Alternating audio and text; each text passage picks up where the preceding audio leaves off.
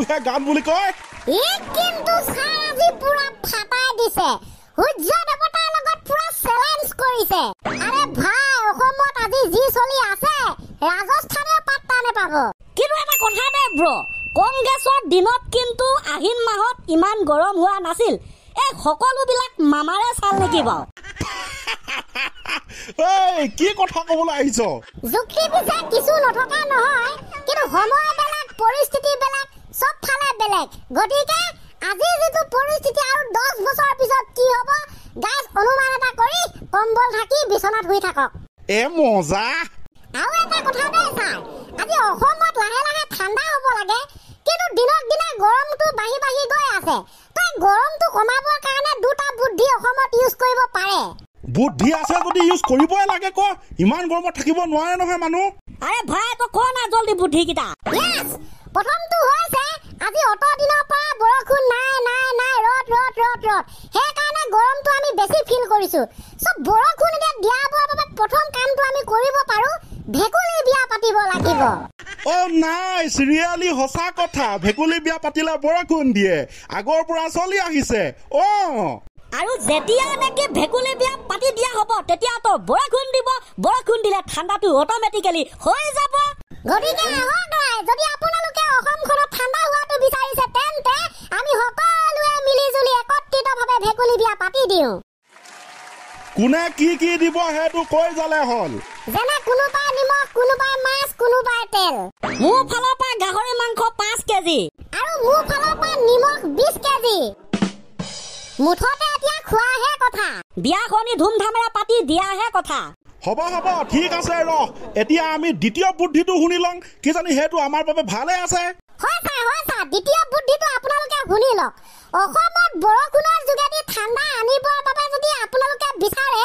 তেন্তে এটা কামে কৰিব লাগিব স্কুলবিলাকত মৰ্নিং ক্লাছ আৰম্ভ কৰি দিব লাগিব কিয়নো আমি বাৰে বাৰে দেখি আহিছো অসমত যেতিয়া নেকি গৰম হৈছে বুলি মৰ্নিং ক্লাছ আৰম্ভ কৰে তাৰ পিছদিনাখনৰ পৰা বৰষুণ লৈ আনে গতিকে এতিয়া আৰম্ভ কৰি দিয়ক মৰ্নিং ক্লাছ অসমত আহি যাব বৰষুণ হৈ যাব ঠাণ্ডা এই বুদ্ধিটো কিন্তু আমি আওকাণ কৰিব নালাগিছিলে দে অসম চৰকাৰলৈ অনুৰোধ বৰষুণটো দিয়াবৰ বাবে মৰ্নিং ক্লাছ কৰি দিব লাগে যাও মাকা অষ্ট্ৰেলিয়া বৰ বেলেগ ধৰণৰ তই বুদ্ধিকেইটা উলিয়াই আনিছ দে আজি মাথা চাথা বেয়া কৰি পেলাবি সঁচাই ভাল লাগিল ঠিক আছে যোনে যোনটো পাৰে গাইছ আৰম্ভ কৰিব লাগে দ্বিতীয়টো চৰকাৰ হাতত আছে আৰু প্ৰথমটো বুদ্ধি আমি নিজেই কৰিব পাৰো ভেকুলী বিয়া দেই ওকে ছাৰ এইবাৰ আমি আগবাঢ়িছো বেলেগ এটা বিষয়ৰ মাজলৈ দেই প্ৰথমতে কৈছো হৰকান্ত আৰু তেওঁৰ কুকুৰৰ মাজত ঘটা এটা বেলেগ ধৰণৰ কাহিনী বেলেগ ধৰণৰ ঘটনা হৰকান্ত আৰু তাৰ কুকুৰ ইয়েছ ছাৰ এদিনাখনৰ কথা হৰকান্তই কুকুৰটোক বৰ বেলেগ ধৰণৰ গালি দিছে এই কুকুৰ না কুকুৰ চোৰে ঘৰৰ সকলো বস্তু লুটি লৈ গল তই কুকুৰ হৈও চাই থাকিলি ভোক এটাও নেমাৰিলি বা বেলেগ ধৰণৰ কুকুৰ দেখোন কুকুৰটো গাত পিছে ছাৰ সিমানটা দুখ নাই হয় নেকি কৈ যা পিছৰখিনি কৈ যা পিছৰখিনিৰ মতে এবাৰ কুকুৰটোৱে উত্তৰ দিছে যোৱা সপ্তাহত আপোনাৰ শহুৰ দেউতা মাস্ক পিন্ধি আহিছিল চিনি নাপায় তেওঁক কামুৰাৰ পিছত আপুনি মোক কিমান পিটিছিল মনত আছেনে কালি অহা চোৰটো মাস্ক পিন্ধি আহিছিল মই এতিয়া কেনেকে জানিম সেইজন চোৰে আছিল নে আপোনাৰ শহুৰ দেউতা হে অ তো লজিক নথকা নহয় দেখোন মাস্ক পিন্ধি আহিছে মাস্কে কাল হল লা লা লা লা লা লা লা লা লা এ পুৰা ফাটাফাটি যুক্তি আছে কুকুৰৰ কথা দে মই কলো ফাটাফাটি যুক্তি আছে এইটো মানে যুক্তিটো নাইকিয়া কৰিবই নোৱাৰি হৈ যাব ছাৰ এইবাৰ আমি অকণমান ভক্তিৰ মাজলৈ যাওঁ গতিকে আমি হাঁহিটো বন্ধ কৰিব লাগিব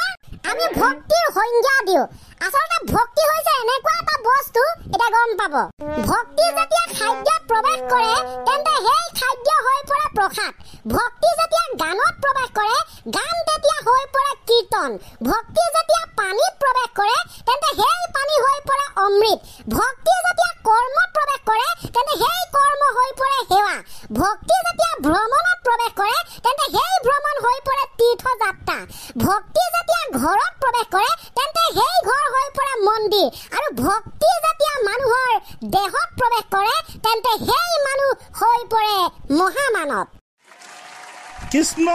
কৃষ্ণ কৃষ্ণ কৃষ্ণ সুন্দৰ দেই সুন্দৰ ভাল হৈছে সঁচা কথা ভক্তি যেতিয়া খাদ্যত প্ৰৱেশ কৰে তেন্তে সেই খাদ্য হৈ পৰে প্ৰসাদ ভক্তি যেতিয়া পানীত প্ৰৱেশ কৰে তেন্তে সেই পানী হৈ পৰে অমৃত ইয়েছ ছাৰ এয়াই হৈছে ভক্তিৰ পাৱাৰ আৰু ইফালে আগৰ দিন এতিয়া দিন যদি আমি মিলাই চাওঁ আজিকালি কিবা পাতিলে আজিকালি স্কুলত ল'ৰা ছোৱালীবিলাকৰ অনুভৱ ৱাও ফিলিং এক্সাইটেড কিন্তু আমাৰ দিনত ছাৰ সেইটো নাছিল নহয় মনত আছে নাই আমাৰ দিনতো আমি সুধিছিলো ছাৰ কাইলৈ বেক আনিম নে নানিম ৰিয়েলি ফেণ্টাষ্টিক সঁচা কথা হয় নাই ছাৰ তো আগতে সেনেকে সুধে ছাৰ কাইলৈ বেগ আনিব লাগিব নে নেলাগে আমিও বহুবাৰ সুধিছিলো আৰু গাইছ আপোনালোকৰ মনত আছেনে নাই এইটো কমেণ্ট কৰি দিবচোন দে বাৰু ঠিক আছে গৰম বহুত হৈছে কাইলৈ পৰা মৰ্ণিং ক্লাছে কৰিব লাগিব পাই ন ঠিক আছে তেন যদি আজি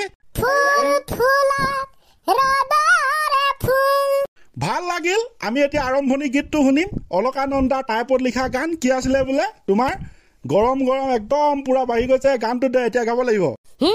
জয় জয় কৃষ্ণ প্ৰভু এতিয়া আৰু সুখ নাই শান্তি নাই অকে দে আৰম্ভণি গীত ক্লজিং ৰেডি 1 2 3 4 সূৰ্য দেৱতাই কপালে অসমখন